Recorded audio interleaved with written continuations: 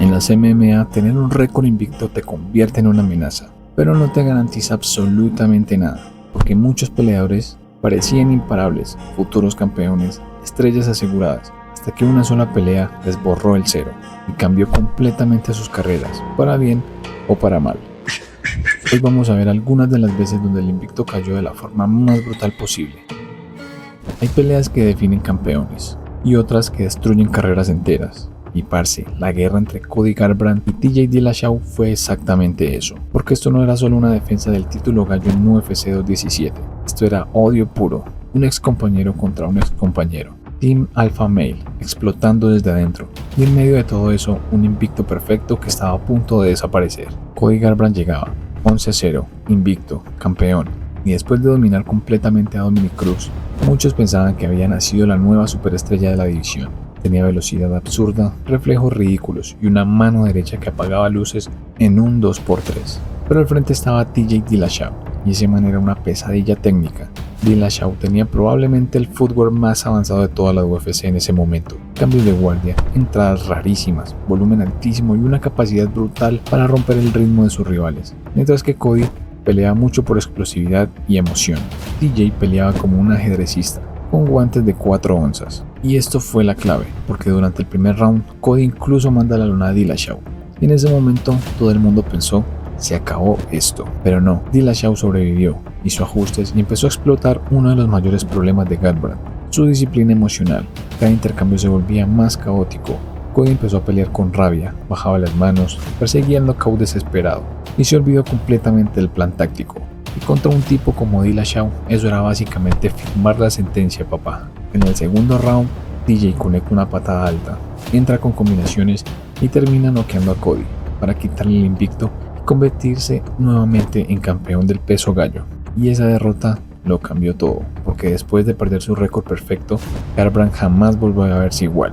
Empezó una racha llena de knockouts y problemas de confianza. Mientras tanto, Dillashaw consolidó su legado como uno de los mejores peso gallo, técnicamente hablando, aunque después toda su carrera quedaría manchada por el tema del dopaje. Y eso es lo más loco de esta pelea, uno perdió el invicto y el otro terminó perdiendo la credibilidad. Pero durante esa noche vimos una de las rivalidades más personales, violentas y cinematográficas que ha tenido la división de peso gallo. Y sinceramente, pocas veces un cinturón se sintió tan secundario al odio que había dentro del octágono. En la historia de los pesos pesados de la UFC hay knockouts rápidos, hay guerras legendarias y después la pelea entre Caín Velázquez y Junior Dos Santos. Esta literalmente cambió el panorama de la división más peligrosa de todo el deporte. Estamos hablando del evento inaugural del UFC on Fox número 1, la UFC debutando en la televisión nacional de Estados Unidos. Dana White quería un impacto gigante y decidió poner como pelea principal al campeón invicto Caín Velázquez contra el monstruoso striker brasileño Junior Dos Santos. Y parce, nadie estaba preparado para lo que iba a suceder. Caín llegaba con el récord de 9-0, invicto, campeón, y sinceramente parecía imparable. Tenía cardio infinito para los heavyweight, presión asfixiante, lucha de nivel olímpico y un ground and pound que parecía una estampida. Caín no peleaba, Caín te atropellaba, pero Junior Dos Santos tenía algo que podía cambiar cualquier pelea en segundos, un poder absoluto en las manos. Junior Dos Santos era uno de los boxeadores más limpios que había visto la división, excelente distancia, timing brutal y una calma impresionante bajo presión. Mientras Caín destruía a sus rivales desgastándolos, Junior necesitaba solo una mano para apagar el servidor completo. Y ese fue el choque de estilos, el cardio y presión de Caín contra la precisión quirúrgica de Dos Santos. Pero hermano, la pelea ni siquiera alcanzó a desarrollarse. Apenas empieza el combate, Caín intenta entrar agresivo como siempre y Junior conecta una perfecta derecha detrás de la oreja y Caín cae desorientado. Intenta recuperarse, pero Junior lo termina en el suelo. 64 segundos. Eso fue todo lo que necesitó Junior para quitarle el invicto a Caín y convertirse en campeón de peso pesado de la UFC frente a millones de personas viendo esto en televisión nacional. Y lo más loco es lo que pasó después. Esta derrota no destruyó a Caín, lo transformó completamente. En las siguientes dos peleas, Velázquez regresó completamente diferente, más agresivo, más inteligente y con un ritmo tan salvaje que prácticamente rompió físicamente a Dos Santos en la revancha. Literalmente le hizo uno de los castigos más duros que ha visto un campeón pesado en la historia de la UFC. Pero esa primera pelea quedó marcada para siempre, porque fue el momento exacto donde el mundo entendió algo sobre los pesados. No importa qué tan dominante seas, un solo golpe puede borrar un invicto, un reinado y hasta una era completa. La noche donde Chito rompió el hype. En ese momento, O'Malley no era solo un prospecto, era literalmente la apuesta más grande de la UFC para crear una nueva superestrella, otro Conor McGregor. Invicto, carismático, lleno de colores, knockouts virales y con un estilo que parecía sacado de un videojuego. Sean llegaba 12-0 y mucha gente ya lo veía como futuro campeón. Pero enfrente estaba Chito Vera y parce, ese man siempre ha sido el tipo más incómodo de la división. Mientras O'Malley brillaba por precisión, creatividad y distancia larga, Marlon era presión, resistencia y violencia pura. Chito no necesitaba ganar el primer round, él necesitaba sobrevivir lo suficiente para convertir la pelea en una guerra sucia. Y ahí estaba el problema de Sean O'Malley, porque técnicamente era más rápido, más preciso y mucho más impredecible en el striking. Sus cambios de ángulos eran una locura y castigaba desde afuera sin recibir casi daño. Pero físicamente habían dudas. Muchos criticaban que todavía no había enfrentado a alguien que realmente representara un peligro en el top de la división.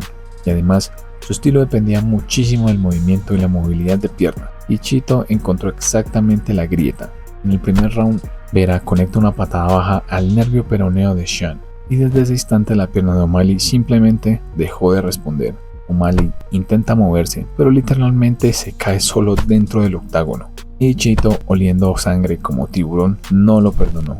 Gran ampón brutal, golpe en ciparal, un codazo extraordinario y victoria por TKO para Marlon Vera. Así, le quitó el invicto a Sugar Sean O'Malley y explotó una de las narrativas más grandes que tenía la UFC en ese momento. Pero lo interesante fue lo que pasó después, porque aunque muchos intentaron desacreditar la victoria diciendo que fue suerte o una lesión, y hasta el mismo Sean O'Malley decía que seguía invicto, la realidad es que la patada que dañó el nervio fue completamente intencional.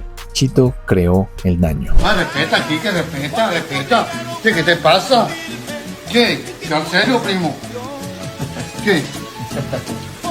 Mientras Vera se consolidó como un contendiente serio en el peso gallo, O'Malley aprendió algo clave: el hype no gana peleas. De hecho, esa derrota terminó ayudándolo. Sean regresó más disciplinado, más paciente y eventualmente terminó convirtiéndose en un campeón de la división años después. Pero esa noche en el UFC 252 dejó una lección clarísima: en las MMA no importa cuántos seguidores tengas, cuántos colores o cuántos highlights subas a Instagram, porque una sola patada bien puesta puede borrar un invicto completico. Hoy cuando hablamos de Islam Makhachev pensamos en un dominio absoluto, uno de los peleadores más completos de toda la UFC, campeón, máquina dagestaní, el heredero directo de Khabib Nurmagomedov. Pero parcero, hubo un momento donde todo esto estuvo a punto de desaparecer, porque sí, Islam Makhachev perdió, y no solo perdió, lo noquearon. Billetico, no creo que lloré, hombre. ¡No! Estamos hablando del UFC 192, cuando un joven Islam llegaba invicto con récord de 12-0 para enfrentar al brasileño Adriano Martins. Y sinceramente casi nadie hablaba de Adriano, toda la atención estaba sobre Islam. La UFC lo estaba construyendo como el próximo monstruo dagestaní. Tenía lucha sofocante, control absurdo contra la reja y un grappling que ya se veía diferente al resto de la división. Pero había una debilidad que todavía no estaba completamente desarrollada: el striking defensivo en entradas largas. Y Adriano Martins lo entendió perfectamente, porque aunque Martins no tenía el hype de Islam, el brasileño era peligrosísimo en intercambios cortos, explosivo, cinturón negro de jiu-jitsu y con experiencia enfrentando veteranos durísimos. Además tenía algo: cero miedo. Mientras Islam intentaba imponer su presión habitual, Adriano se mantuvo paciente, esperando el momento exacto, y hermano, llegó rapidísimo. En el primer round, Islam entra hacia adelante buscando conectar y controlar distancia, pero baja ligeramente la guardia en la transición, y Martins conecta una derecha limpia, perfecta, directamente al mentón. Islam cae completamente desconectado. Knockout en el primer round. Sí, Adriano Martins se convirtió en el único hombre que ha noqueado a Islam Makhachev en toda su carrera profesional, y le quitó el invicto a uno de los peleadores que años después terminaría dominando la UFC. Lo más impresionante fue lo que pasó después. Esta derrota no destruyó a Islam, lo reconstruyó. Desde esa noche, Makhachev evolucionó brutalmente su striking defensivo, mejoró su paciencia, entrando al rango y comenzó una de las rachas más dominantes que hemos visto en el peso ligero. Literalmente convirtió ese knockout en una lección de carrera. Mientras tanto, Adriano Martins jamás volvió a alcanzar ese nivel de relevancia dentro de la UFC. Y eso hace esta historia todavía más rara, porque el único hombre que apagó Islam terminó siendo casi un fantasma dentro de la UFC. Y parce, eso demuestra algo peligrosísimo. A veces una sola mano cambia la historia, incluso cuando nadie espera que el protagonista fuera él. El día que cayó el dragón. Hubo una época donde Lyoto Machida parecía invencible. No solo ganaba, hacía ver inútiles a sus rivales. Nadie lograba tocarlo. Parecía un personaje desbloqueado antes de tiempo, hermano. Karate tradicional, precisión quirúrgica, contragolpes perfectos y una calma que daba miedo. Machida llegaba al UFC 104 con récord de 15-0 y después de destruir leyendas como Rashad Evans o Tito Ortiz, muchos ya hablaban de cómo él era el futuro dominante de los semipesados. Pero al frente estaba un tipo completamente diferente, Mauricio Rua, Shogun Rua. No era precisión, era caos controlado. Venía de la época salvaje de Pride, donde las peleas parecían guerras medievales, tenía Muay Thai, low kicks destructivas y una agresividad que hacía retroceder hasta los peleadores más técnicos. Y ahí estaba el choque de estilos más raro de la división. Machida peleaba entrando y saliendo como fantasma, mientras Rua buscaba destruirle las piernas y obligarlo a quedarse quieto, y le funcionó. Ahí llegamos al UFC 113, esta vez Rua no dejó nada en manos de los jueces. En el primer round conecta una derecha brutal, seguida de un gancho de izquierda perfecto. Machida cae y Shogun termina el trabajo con ground and pound, un knockout, y así Mauricio Rua le quitó el invicto a Lyoto Machida y terminó con el aura casi sobrenatural que tenía alrededor suyo. Y lo más interesante fue lo que pasó después, porque Machida siguió siendo élite durante años, incluso llegó a tener momentos increíbles más adelante. Pero después de Shogun Rua, los peleadores entendieron algo clave: sí se podía descifrar su estilo. Mientras tanto, Rua consolidó su legado como uno de los guerreros más peligrosos en la historia de los semipesados, y esta rivalidad dejó una lección clarísima. A veces el peleador más técnico necesita solo un rival dispuesto a destruirle el ritmo, para que todo el misterio desaparezca de golpe. Hay peleadores que parecen intocables, hasta que se enfrentan a una realidad completamente distinta. Y eso fue exactamente lo que pasó cuando Israel Adesanya decidió subir de categoría para enfrentar a Jan Blachowicz. Adesanya llegaba invicto con récord de 20-0, campeón dominante del peso medio. Había derrotado a tipos como Robert Whittaker, Paulo Costa y Joel Romero, usando un striking tan limpio que parecía que estuviera jugando en dificultad fácil. Muchos ya hablaban de él como el próximo gran doble campeón, pero enfrente estaba Jan Blachowicz. Y hermano, ese man era la definición de peligro en silencio. Ya no tenía hype mediático como lo tenía Adesanya, pero sí tenía algo muchísimo más pesado: fuerza real de los semipesados, poder absoluto en las manos, excelente defensa, experiencia y una lucha subestimadísima que casi nadie mencionaba antes de la pelea. Y ahí estaba la diferencia clave: Israel basaba todo en velocidad, lectura y control de distancia. Jan, en cambio, necesitaba convertir la pelea en algo físico, más lento, más pesado, más incómodo. Y durante los primeros rounds, la pelea estuvo bastante cerrada. Adesanya se movía bien, conectaba desde afuera y evitaba muchos intercambios peligrosos. Incluso por momentos parecía que estaba descifrando a Jan, pero luego llegó la realidad del peso. A partir de los últimos rounds, Blachowicz empezó a usar una lucha y el control en el suelo. Y parce, ahí se notó demasiado la diferencia física. Cada derribo parecía pesar toneladas. Israel no podía levantarse fácil, no podía generar espacio y empezó a verse agotado de abajo. Y aunque no fue una paliza, sí fue una demostración clarísima que subir de división no es solamente ganar kilos. Al final, Jan Blachowicz derrota a Adesanya por decisión unánime y le quita el invicto profesional.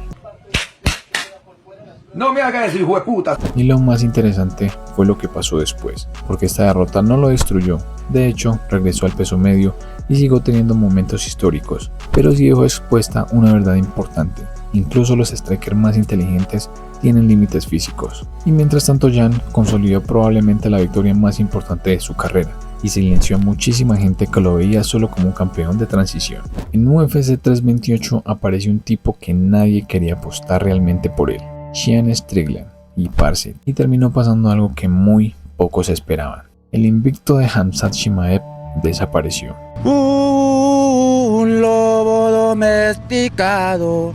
La pelea llegaba cargadísima de tensión, mala sangre, declaraciones pesadas y dos estilos completamente opuestos.